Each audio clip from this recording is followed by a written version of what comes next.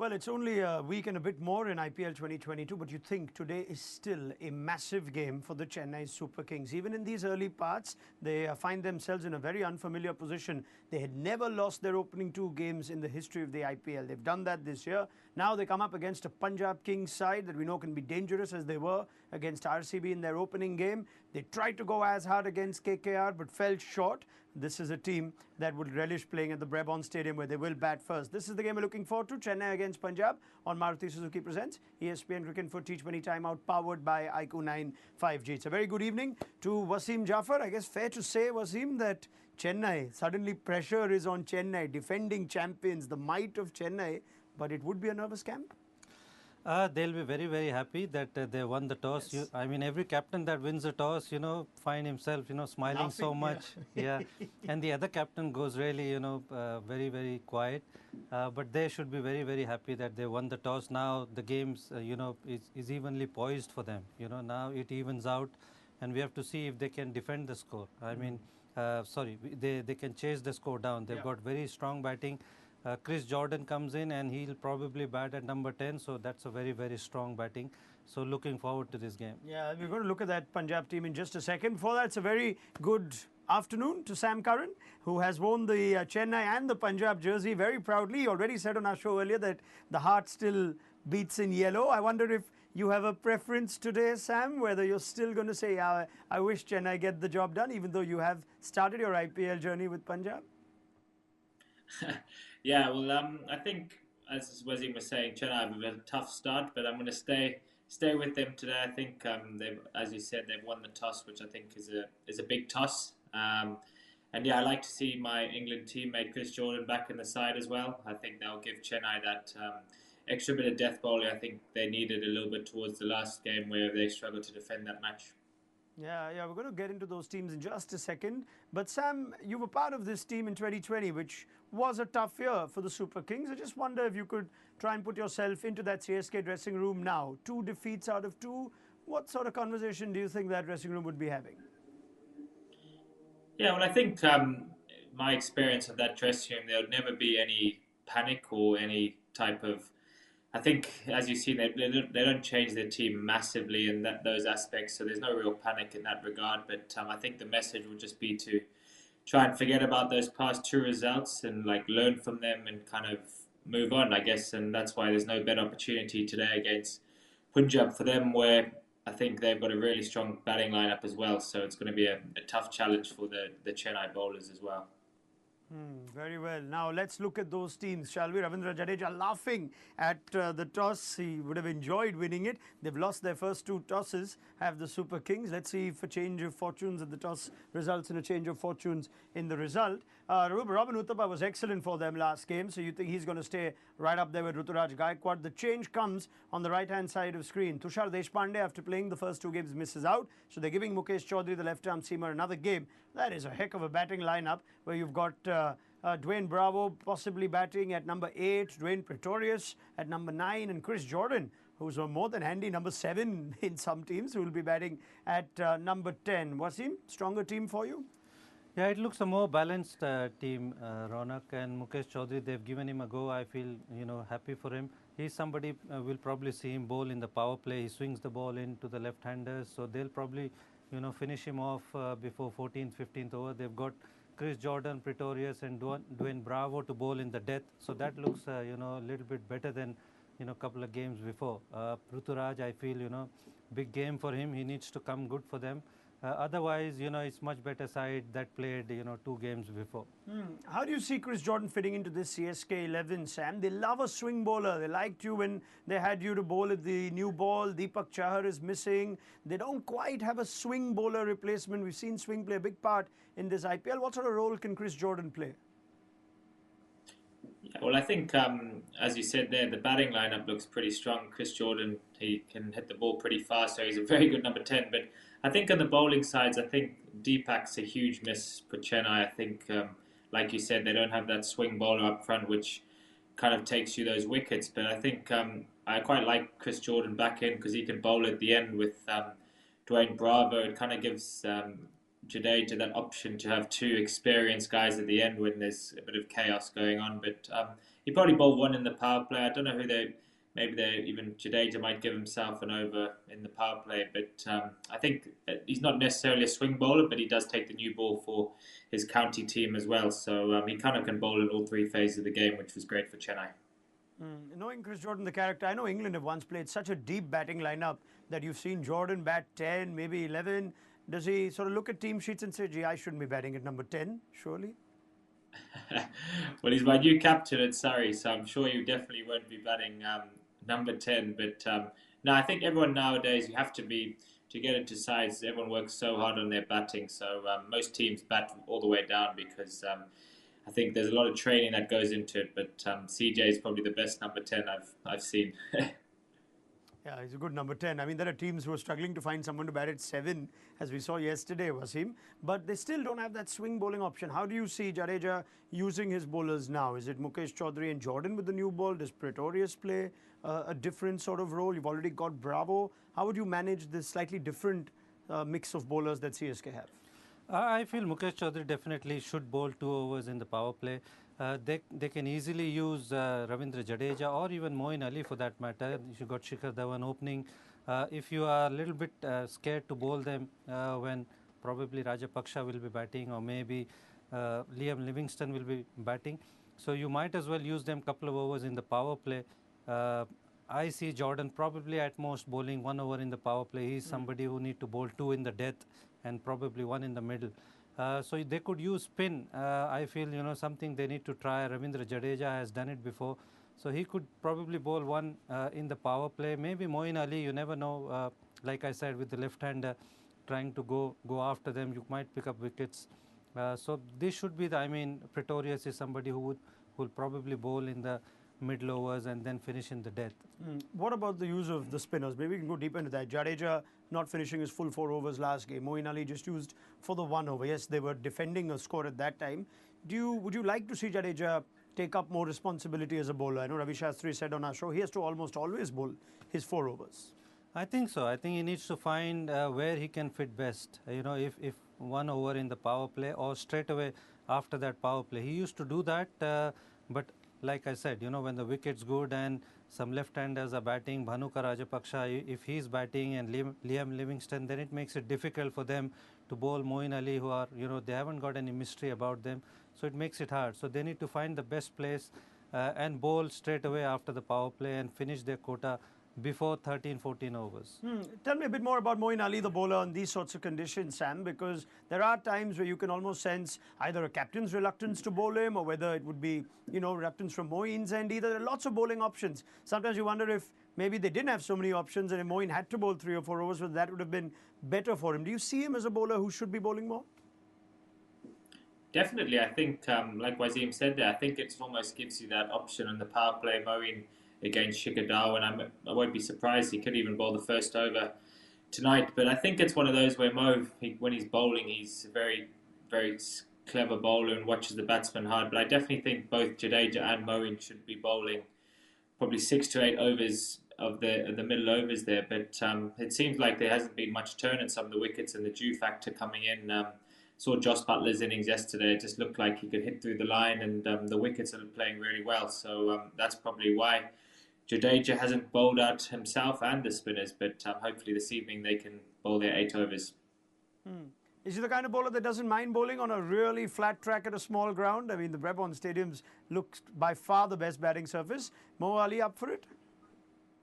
I think so, but I don't think anyone likes bowling on flat wickets. But I think he's a very clever bowler, but I'd actually quite like to see him up top against Shikhar Dhawan, starting against spin, maybe something different, and hopefully it works for them.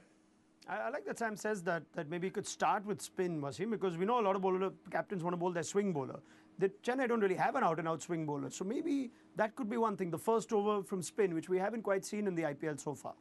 Yeah, it's worth trying. I mean, you won't find out until you try. So Moeen, even Jadeja, Mukesh Chaudhary is one guy who's going to definitely bowl 2 overs. So yeah, it's worth trying with Moin. Even Ravindra Jadeja, I mean, something which he hasn't tried. You know, sometimes you never know. It might have a little bit of bite in the wicket, and you know, he's somebody who's very accurate. It's not that easy. So it's worth giving it a go. Yeah, let's see. Moeen Ali takes the new ball. We'll probably get to that phase at the end of our show, and we see who Ravindra Jadeja has thrown the ball to. Will it be Mukesh Chaudhary first up? Maybe Moeen Ali in the second over. You saw those numbers there. They have struggled to pick up wickets early in this IPL, have CSK, and that's something that Deepak Chahar has done so well for them. In fact, it's only 2 games, but you look at the amount of, there are no wickets that have fallen in the power play. There's a number of balls, I reckon. But yeah, that's the trouble that they seem to be having. Let's see if it changes now that they're bowling first rather than second. Let's look at the Punjab team. There are some changes here, and interesting to see why they've gone for a change in the balance of the team and personnel. So Rajangad Bawa misses out, had a bit of an opportunity. His bat hasn't been used with ball. The hard-hitting without wicket-keeper bat Jitesh Sharma features, and you also have Vaibhav Arora, who was picked up for good money at the auction, 2 crore for a base price of 20 lakhs. He'll slot in at the bottom of that. There's no Harpreet Barrage. So they've gone a spinner light Wasim, and they've also made a change in the middle. What do you make of those? I think it's more to do with the conditions, Raunak. It makes sense. Vaibhav Arora is somebody who was as a net bowler when we travelled to Dubai first time in 2020. Then he was picked by KKR last season. And he's been picked by Punjab. So he's somebody who's very good with the new ball, gives you wickets, bowls with decent pace. So happy to see him there. I think it's more to do with the condition because the ball's not spinning. And if they bowl second, you know, Harpreet Brai is unlikely to, you know, finish his quota of overs. Jitesh Sharma, again, like we said, Raj Bawa found himself to be a little bit, you know, playing first time in the IPL. He's an under 19 under 19 as well, so he must be feeling the pressure.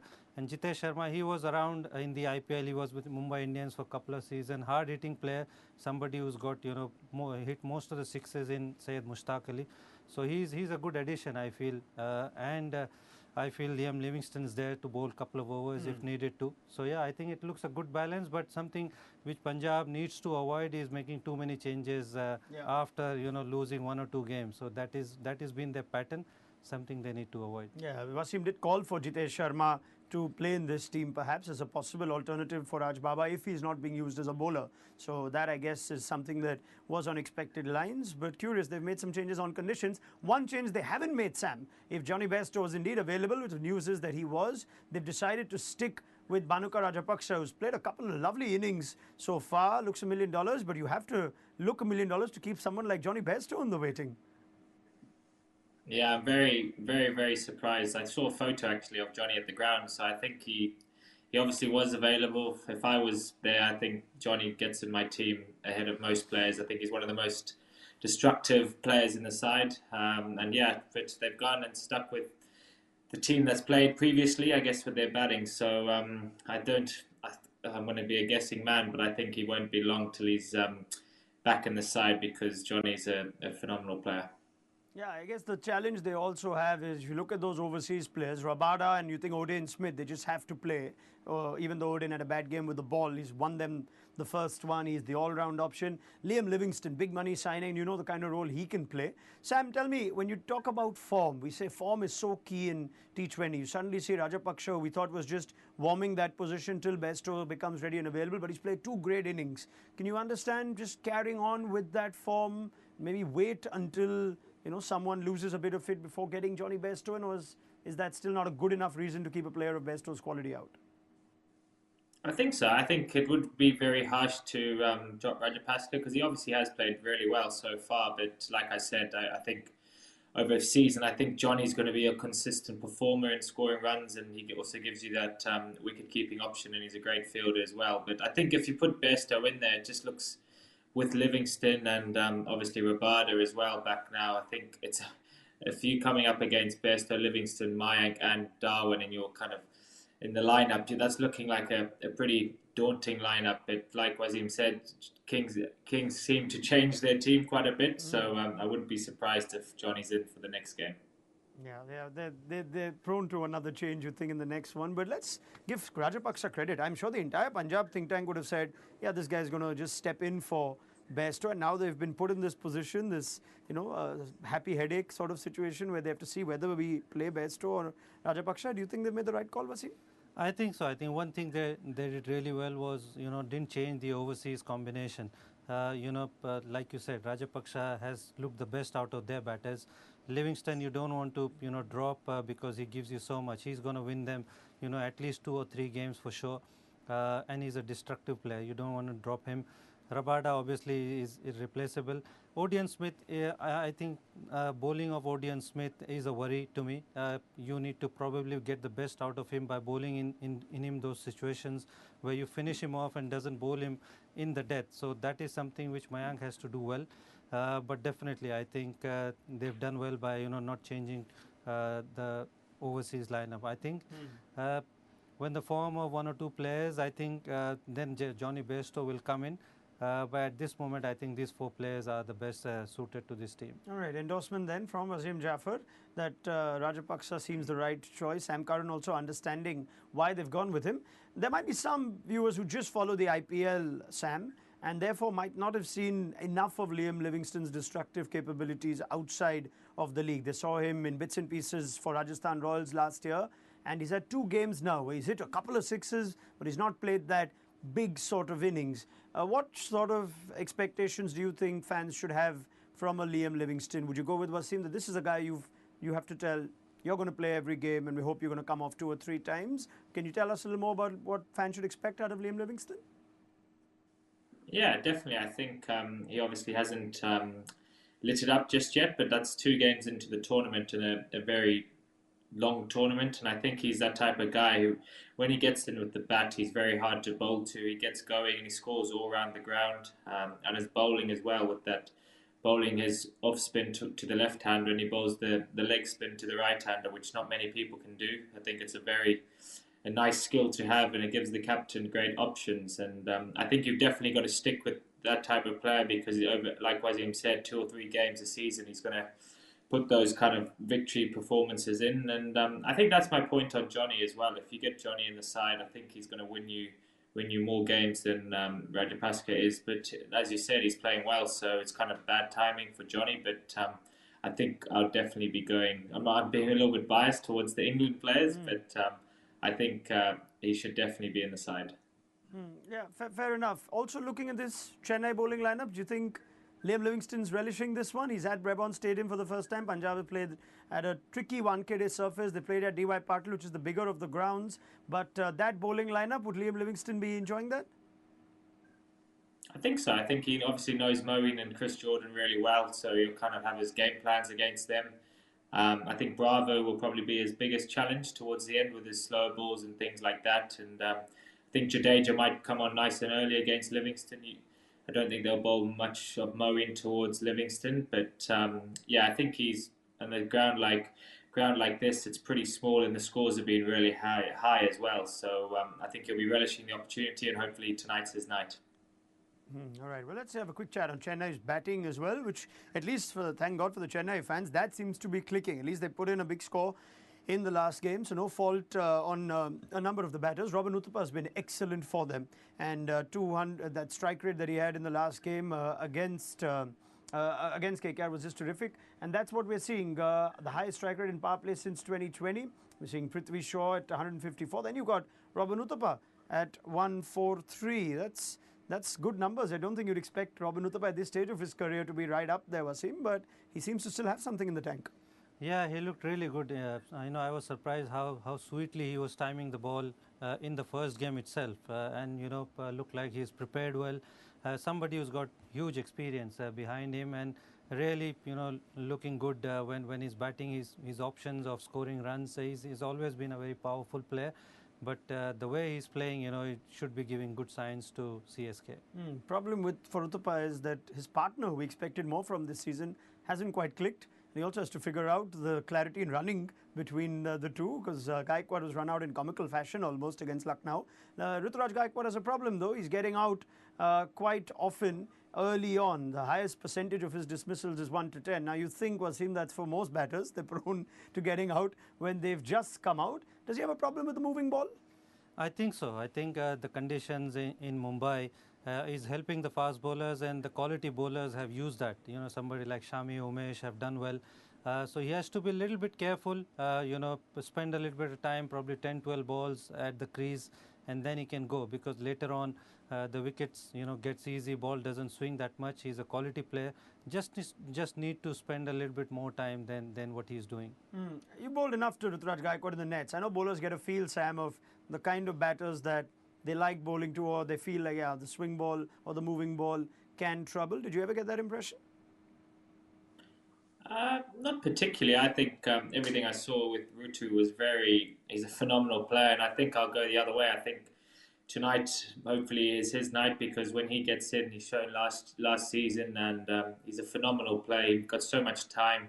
Like Wasim said, he's just got to give himself those maybe extra few balls to have a look, and then kind of catch up, because he's won a lot of games for Chennai with his amazing knocks, and I think he'll be my man this evening to come good. And hopefully, I think with that Chennai lineup, I've just actually looked at it again. I think they need to post a big target, because the Chennai batting just keeps coming. And Robbie's playing really well, and Moeen Ali, and then MS Dhoni as well. He seems to be coming good as well, which is great signs for Chennai.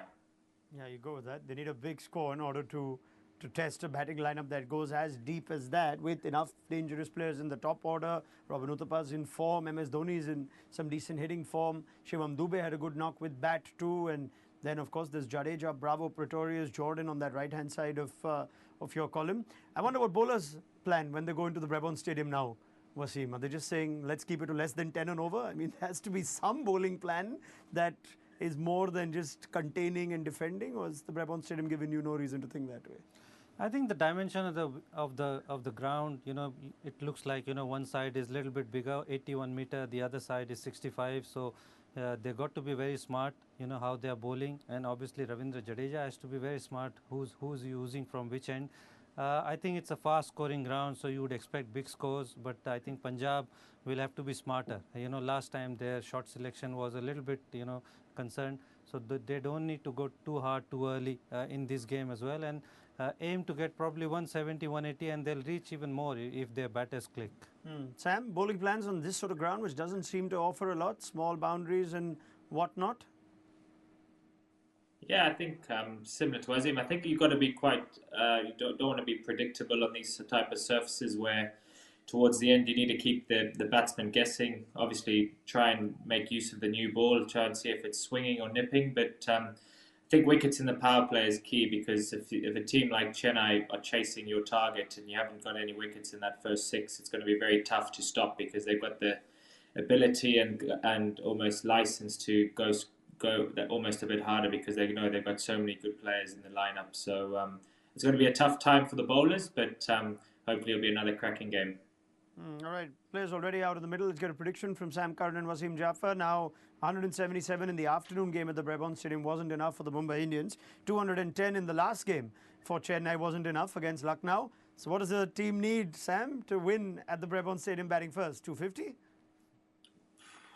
I think 200, I think, will be a defendable total, but I'm going to go hopefully with, I think Chennai will click tonight, and maybe to win by 5 wickets with an over to spare. That's awesome. So you're saying they're going to get 200, Punjab, and Chennai to chase it down? Is that what you're saying? Yeah. It's dangerous to give me a 2 innings prediction, because we're going to revisit it at half-time. So we'll see where we I might change my mind at half-time. Okay, then let's pick up the chat then with Sam Curran. Let's get Wasim Jaffer's first innings prediction. Powerful batting lineup, Wasim. How much are they getting? I'm going for 215. Wow, Wasim's going all tilt here, so more than the last game.